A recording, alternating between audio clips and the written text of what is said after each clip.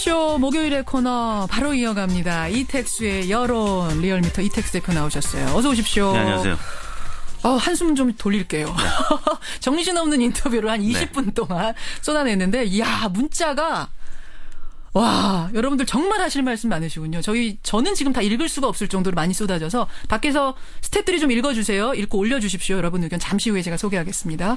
실시간 검색어에 지금 송범기 변호사 이름이 막 1위 2위로 뜨고 있더라고 하는데 네, 화제 인터뷰였네요. 예, 시간이 조금 더 길었으면 제가 더 질문했을 텐데.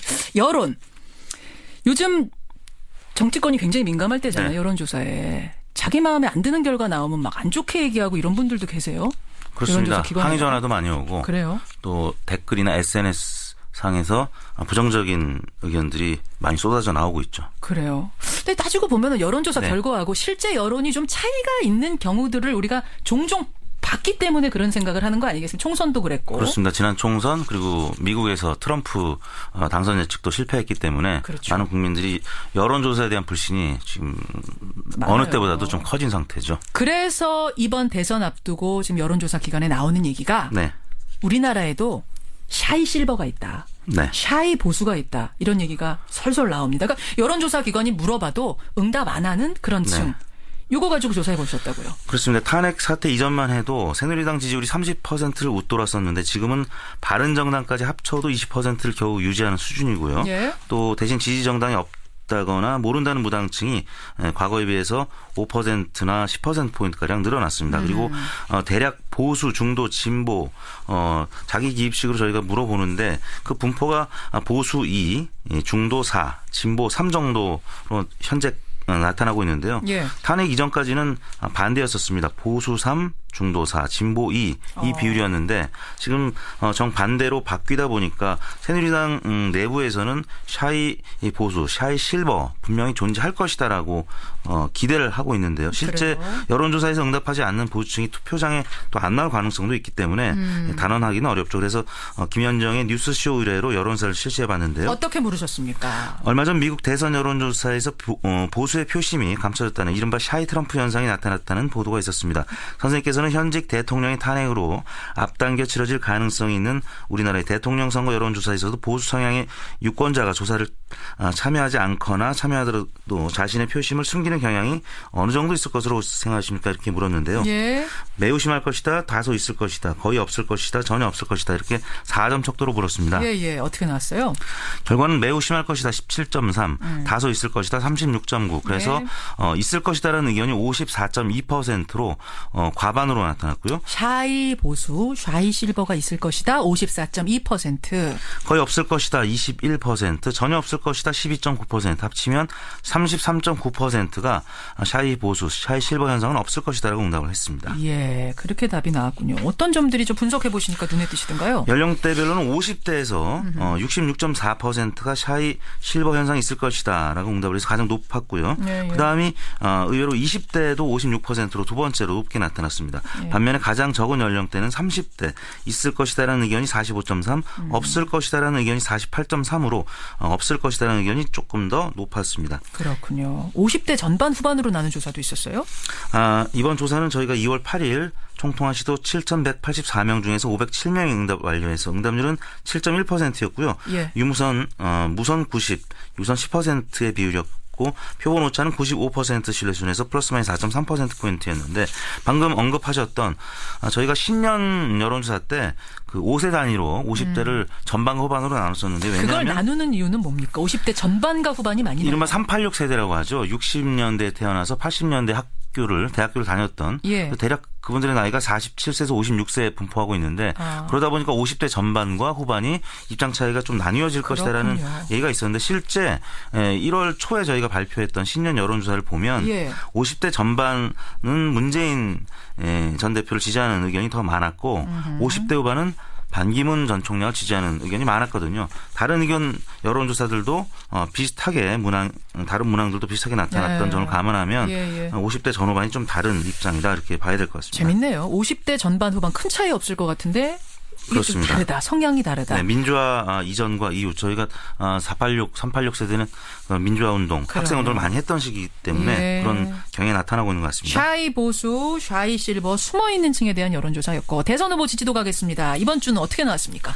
문재인 전 대표가 강세를 보였고요. 33.2%로 지난주 대비 2%포인트 오른 수치를 보였습니다. 문재인 33.2. 황교안 권한대행이 15.9%로 저희 조사에서는 처음으로 2위로 올라섰습니다. 3.5%포인트 상승한 15.9%를 기록했고요. 황교안 15.9. 네, 안희정 지사도 역시 2.7%포인트 상승한 15.7%로 저희 조사에서는 아무튼 처음으로 15%를 넘어섰는데 두 분이 15.9 대 15.7. 예. 박빙이죠. 우세를 가리기 어려운 초박빙으로 황교안, 안희정 2위 싸움을 치열하게 하고 있고요. 어제 나온 다른 조사 보니까 거긴 또 안희정 지사가 2위. 그렇습니다. 오차범위 내에서 팽팽하기 때문에 조사별로. 우리도 보니까 황교안 15.9, 안희정 15.7이니까 네. 이게 진짜 박빙 차이네요. 그렇습니다. 그 다음이 안철수 전 대표 9.1%로 지난주 대비 1.8%포인트 빠진 수치를 나타냈고요. 예.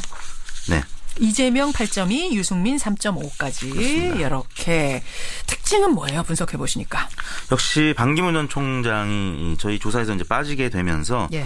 문재인 전 대표 또 안희정 지사 동반 상승을 했고요. 또 보수 쪽에서는 유승민 전 원내대표는 소폭 하락해서 반사이익을 보지 못했는데 그 이익은 역시 황교안 권한대행 쪽으로 쏠리고 있는 것 같습니다. 유승민 의원이 많이 기대했거든요. 네. 반기문 표가 나에게 올 것이다. 그런데 이게 황교안 총리한테 많이 가는 거예요. 지금 그렇습니다. 그리고 지금 바른정당 내에서는 김무성, 오세훈 다시 재등판설이 나오고 있기 때문에 그렇죠. 그런 부분이 유승민 후보한테는 지금 안 좋은 영향을 미치고 있는 것 같습니다. 알겠습니다. 어디로 갈까요? 가상 3자 대결 해보셨네요? 네, 이번 주중집계는 2월 6일부터 8일까지 3일간 전국 19세 이상 유권자 1,508명을 대상으로 무선 전화 면접 20%, 그다음에 유무선 예. RT 자동응답 방식이 80% 혼용이 됐고요. 예. 총 무선 90, 유선 10, 응답률은 8.3%, 표본 오차는 95% 신뢰 수준에서 플러스 마이너스 2.5%포인트였고요. 자세한 내용은 중앙선거 여론조사 공정심의위원회 홈페이지를 참고하시면 되겠습니다. 예. 가상 대결 저희가 양자 3자 나눠서 했는데요. 일단 3자는 어떻게 묶으셨어요? 문재인 대 황교안 대 안철수 이렇게 물었습니다. 문재인 50.2, 황교안 24.4, 안철수 19.1. 그래서 대략 5대 2.5 대 2 이 수준으로 나타났고요. 문재인 황교안 안철수 3자 대결에서는 문재인 50.2, 황교안 24.4, 안철수 19.1. 그러면 또 어떻게 붙여보셨어요? 3자 대결. 만약에 안철수, 황교안 이 두 후보가 단일화해서 문재인 대 황교안, 문재인 대 안철수 이렇게 대결하면 어떻게 될지 봤는데요. 양자 대결 먼저. 네, 안철수 대 황교안 아까 두 후보를 합치면 43.5였는데 실제 양자 대결로 압축을 해서 봤더니 오히려 문재인 전 대표가 59.9로 더 높아졌고요. 황교안일 경우에 29.4로 전혀 시너지가 없는 것으로 현재까지는 나타나고 있고요. 그래요. 문재인 대 안철수도 마찬가지입니다. 문재인 53.0, 안철수 28.5로 격차가 지난번 조사했을 때는 뭐 대략 42.7 대 31.6 많이 격차가 좁혀지는 듯 했습니다만 다시 반기문 전 총장의 사퇴 이후에는 불출마 선언 이후에는 격차가 벌어지고 있는 것으로 나타났습니다. 지금 그러니까 3자 대결해도 문재인 전 대표가 50이 넘어가고 네. 양자 대결해도 황교안 총리와 붙든 안철수 전 대표와 붙든 다 50%를 넘기는 상황이네요. 그렇습니다. 이 3자 양자에서 다 50을 넘은 건 이번 조사에서 처음인데요. 반기문 전 총장 사퇴 이후에 문재인 전 대표가 사실 뭐 30% 안팎에서 그 박스권에 갇혀 있다라고 했었는데 실제 이번 주 들어서는 다시 좀 상승하는 모습을 나타내고 있습니다. 그러면 문재인 전 대표 자리에다가 안희정 지사를 한번 넣어보죠. 그렇게 되면 어떻게 됩니까?